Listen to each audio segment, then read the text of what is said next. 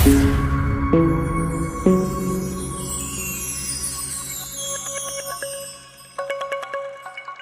वालेकुम नाज़रीन, आज हम जिस मौजू पर गुफ्तगू करने जा रहे हैं वो हाल ही में फैसलाबाद के एक इलाका जड़ावाला में जो वाक़या पेश आया है उस मौजू पर हम गुफ्तगू करने जा रहे हैं।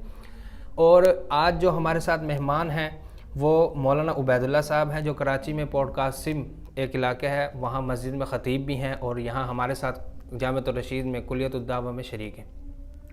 तो इनसे मैं इस बारे में, इस वाक़े के बारे में कुछ सवाल पूछूंगा और तसल्ली बख्श जो है वो इनके जवाब हमें ये मौलाना उबैदुल्लाह साहब देंगे कि जो फैसलाबाद जड़ावाला के इलाके में जो वाक़या सामने पेश आया है ये क्यों आया है और ये क्या है वाक़या, इसकी हकीकत क्या है।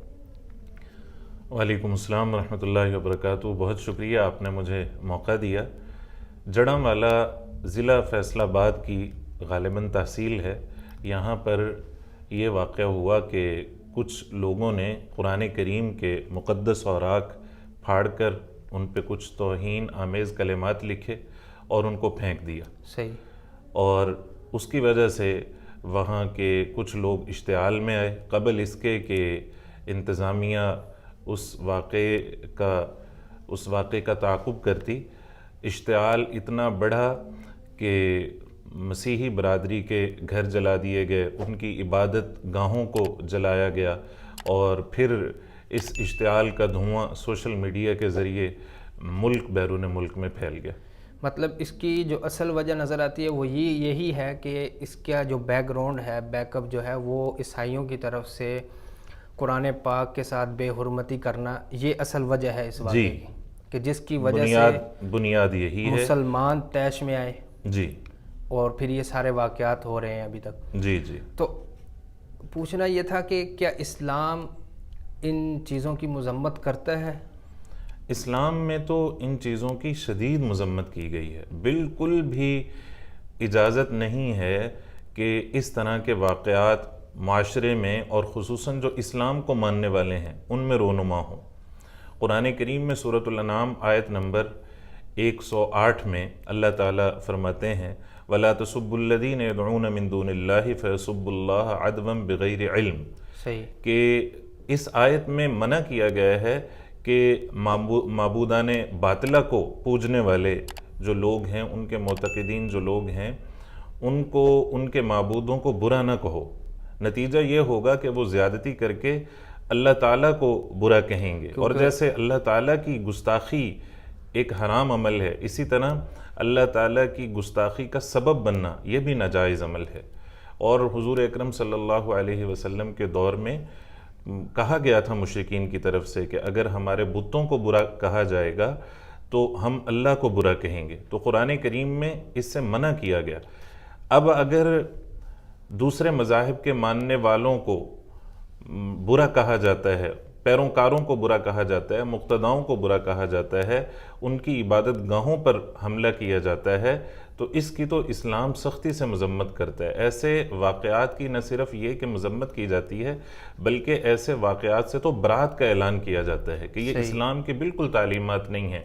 अगर कोई ऐसा करता है तो वो यकसर इस्लामी तालीमात की भी मुखालफत करता है और अपने मुल्क के कानून को भी हाथ में लेता है। सही। जितनी मज़म्मत ऐसे वाक़यात की जाए कम है। तो ऐसे वाक़यात पेश क्यों आते हैं? देखें, अगर हम अपने माशरे की बात करें, पाकिस्तान की बात करें, तो पाकिस्तान में इस वक्त सूरत हाल ये है कि माशी मसाइल तो यहाँ पर हैं ही। हमारी इस वक्त गैर मुनज़्ज़म हुकूमतें और मुल्क के ऐसे हालात कि हर तरफ महंगाई का दौरा और लोग इस वक्त ऐसे हो गए हैं कि उनका कोई पुरसाने हाल नहीं है। तो माशी हालात की वजह से बुराइयां हमारे माशरे में बहुत ज़्यादा बड़े पैमाने पर आम हो गई हैं, रिवाज पकड़ गई हैं। और अगर हम कराची की बात करें तो यहाँ तो सड़क पर निकलना मुश्किल हो गया है।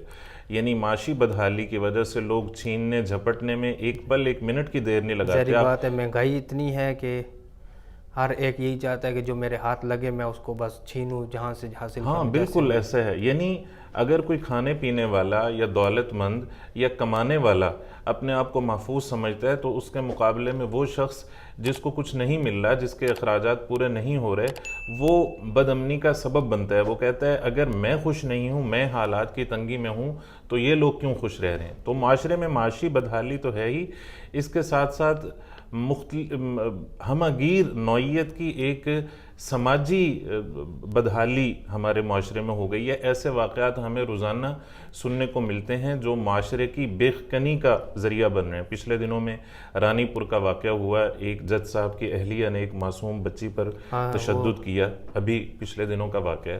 اور پھر اس کے بعد یہ جو سانحہ جڑاں والا ہے، یہ جو واقعہ ہے، ان واقعات کی بنیاد ہمارا سماجی رویہ ہے، بڑھتا ہوا تعصب، قومی تعصب ہو، نسلی تعصب ہو، اب اور مذہبی تعصب کی بات کر لیں، اسی طرح عدم برداشت، غصہ، آپس کی نفرت، یہ ایسی چیزیں ہیں جنہوں نے ہمارے معاشرے میں سماجی، اخلاقی اور ہر طرح کی برائیوں کو جنم دے دیا۔ اور یہ مجھے لگتا ہے کہ جتنی بھی برائیاں جنم لے رہی ہیں، یہ سب کی سب شاید اسلام سے دوری ہے۔ بالکل، یہ انحراف ہے، قرآن کریم کی تعلیمات سے انحراف، قرآن کریم کی تعلیمات سے دوری۔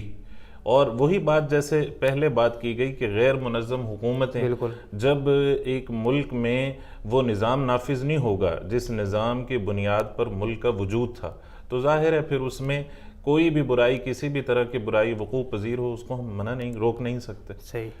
تو اسلام اس کی اجازت دیتا ہے؟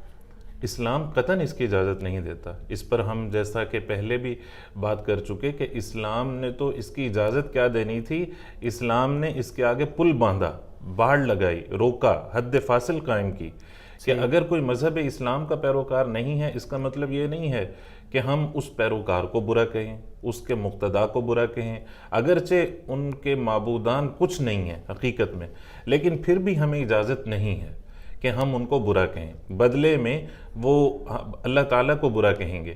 اور اگر وہ برا کہتے ہیں تو اللہ تعالیٰ قرآن کریم میں فرماتے ہیں کہ ان کے اعمال ہیں جو انہیں اچھے لگتے ہیں، کہ وہ اسلام کو برا کہتے ہیں،